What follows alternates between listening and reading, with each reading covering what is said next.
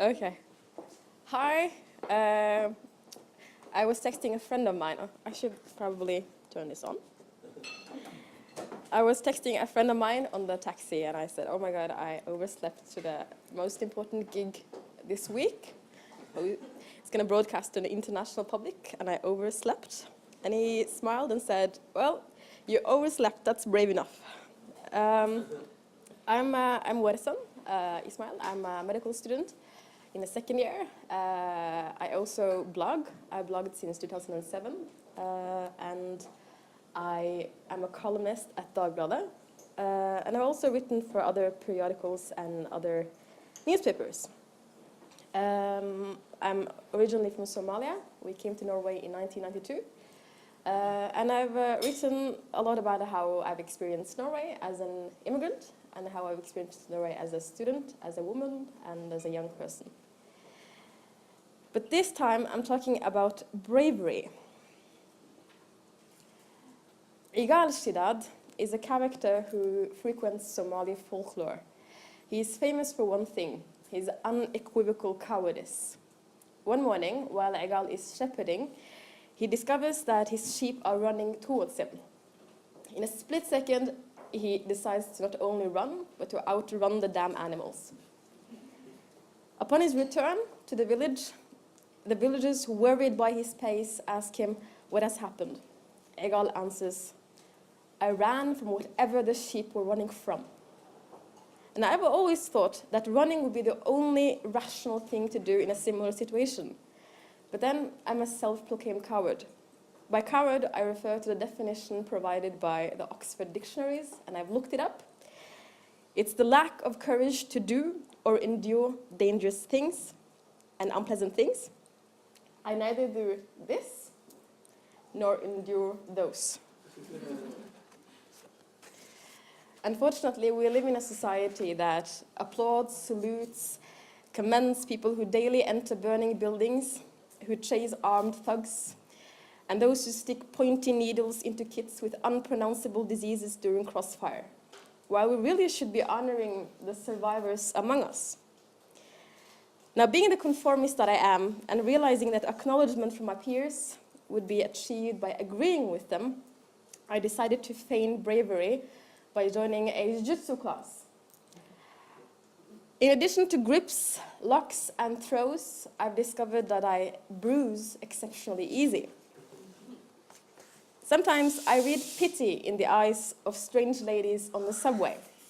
They look at me and, I suppose, assume that I suffer a battered woman syndrome induced by my imaginary boyfriend.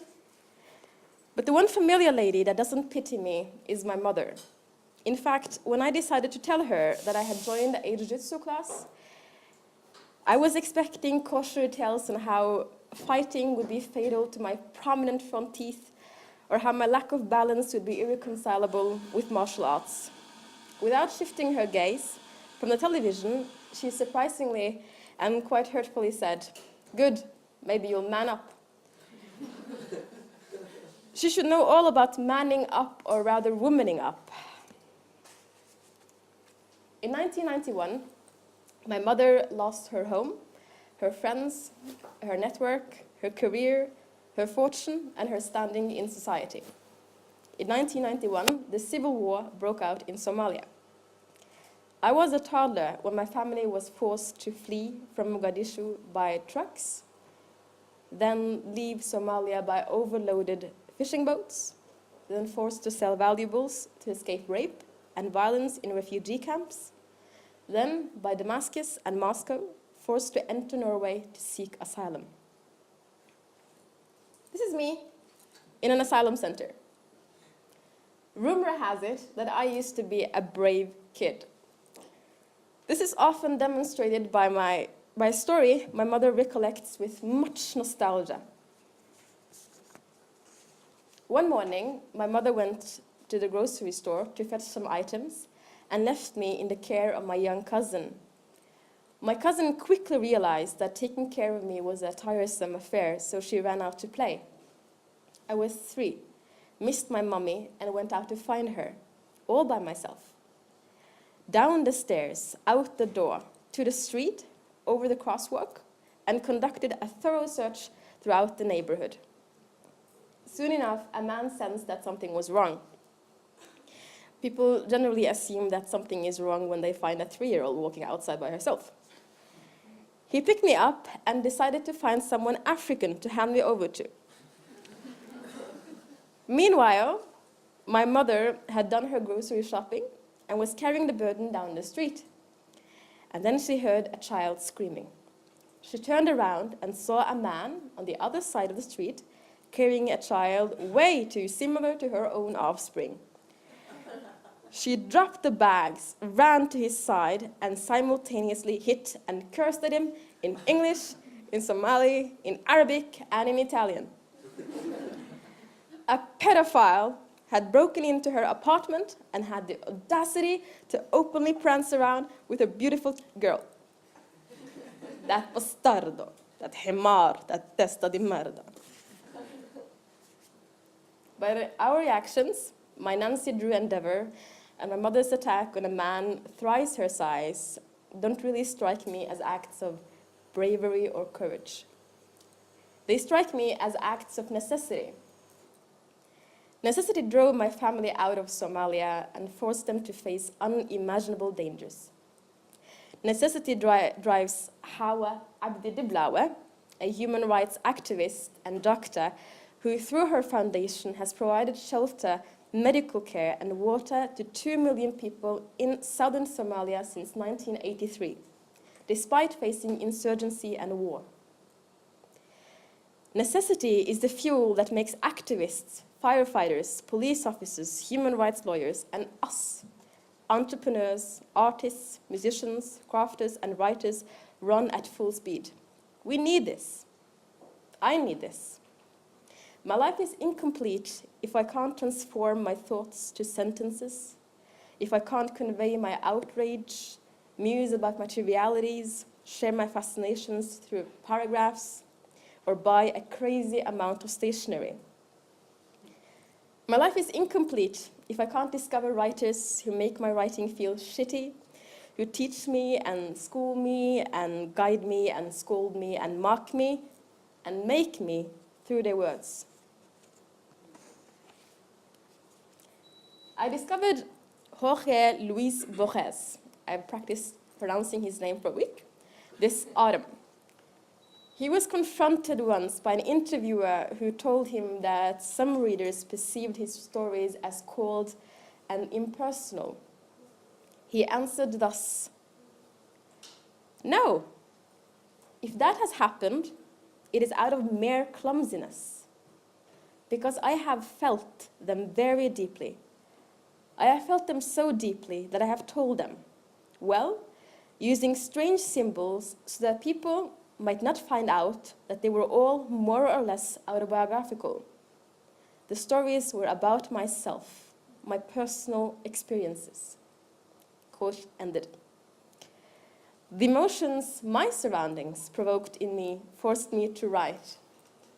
I wrote about my fear of going to the dentist when I was 7 years old.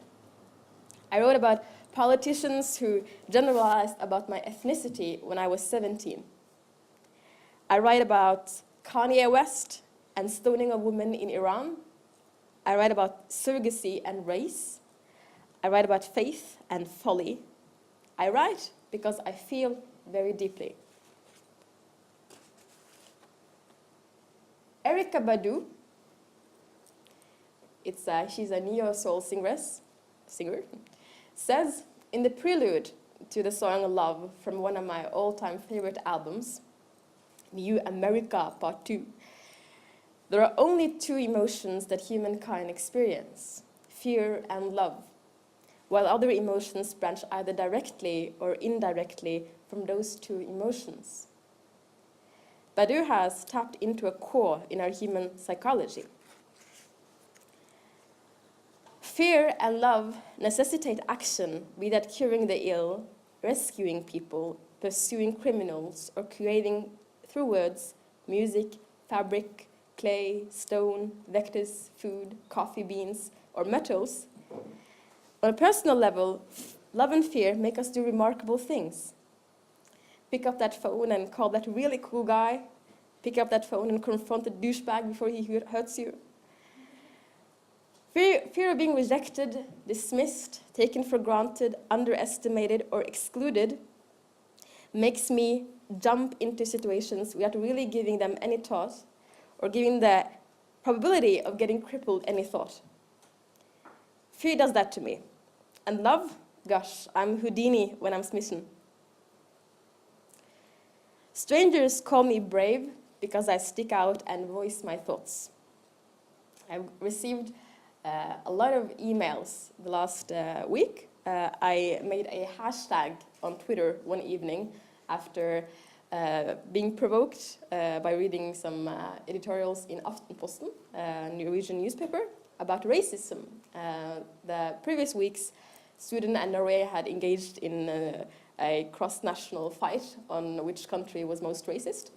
And I read, and I must confess that I was a bit provoked by the Swedish responses, because Norway isn't a shitty country or thoroughly rotten. But I was surprised by how people were a bit naive on how minorities perceive the majority society. And then I made a hashtag called Norsk Rasisme, and basically I wrote about how when I was 5 years old, or 6 years old, I'm not sure, I was pulled out of kindergarten by my cousin, and she asked me to run home, and I got home, and I met my mother surrounded by police officers. And she was crying, and we lived in Porsgrunn. I don't know if you know where Porsgrunn is, but it's in Telemark. It's not quite south, but a bit south. And we didn't have many Somali neighbors. We were basically me and us and another family were the only Africans there. And she was there surrounded by white officers and crying, and I got home and I didn't know what had happened. What had happened was that our neighbors had sent shepherd dogs after her while casting racist slurs at her.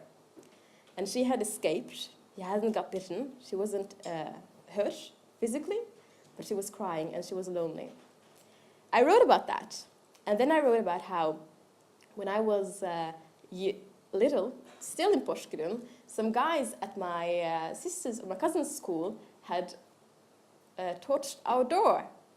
And I was at kindergarten, and my mother was at home. She was sick, and then she smelled some smoke, and then she got it. Oh my God, I haven't woken up. She got water, and the fire died. And I got home, and the door was black, and I couldn't recall us painting. And I asked her what had happened, and she said, well, some kids, they torched the door. And we moved from Porsgrunn, not because my mother was lonely, I mean, she was lonely, but because it was too difficult to meet that kind of racism.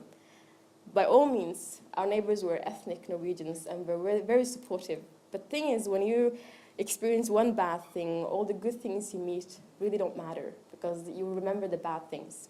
In Oslo, in 2007, in my high school, a predominantly ethnic Norwegian high school, some rich kids decided to brag about the Nazis who were in American History X because they were so cool for beating up those niggers. I'm not convinced that the guys who said that are racist, because the next year I helped them with their mathematics, but I think it's convenient to use like racist slurs or racist comments like that to hurt people who are clearly different from yourself. And I made this hashtag and shared those experiences, and suddenly 6,000 people shared it as well. and had similar or even worse experiences. This caused an outrage in Norwegian media. Oh my God, we have racism in Norway. Well, yeah, you do. And I've been getting so many emails lately. One guy from Germany said that I should go back to Africa. You're a Negro. You should help your Negroes. But mostly people are very supportive and very, very nice. I am so overwhelmed. And people call me brave. I don't really agree. I mean, strangers call me brave because I stick out and voice my thoughts. But friends call me brave because persistently I act on my emotions. I am a self-proclaimed coward. And cowardice is defined, as I earlier mentioned, as the lack of courage to do or endure dangerous things or unpleasant things. I really don't believe that bravery is the opposite of cowardice. Bravery isn't simply enduring dangerous and unpleasant things. Bravery isn't simply letting spiders crawl up your sleeve or bungee jumping down Everest. Bravery is a state of mind. It's the determination to not miss out on life, to not forego opportunities, to make the most out of existence. Bravery is the necessity to act on emotions. I'm not brave because I realize my cowardice. I'm still a coward. I'm brave despite my cowardice. That's basically all I had. Thank you.